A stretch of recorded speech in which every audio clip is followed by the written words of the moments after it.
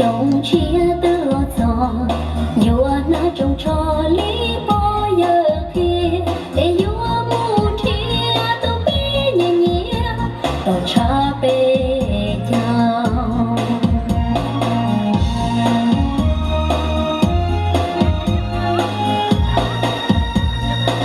dùa mù sai dùa từ xin đâu dùa mù xin từ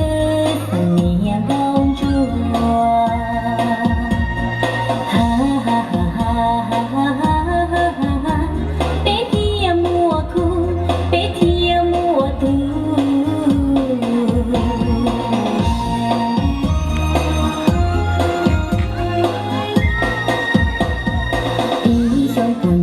dòng chia từ là ta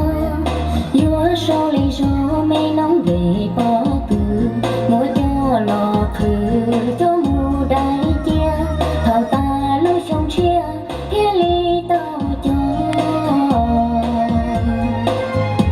mù tây mù thì tao trả bê châu có tao ngâu nhà kia tao ngâu áo thảo ta bê châu yêu mù mua nô bê kia mua khu tôi chỉ bảo cho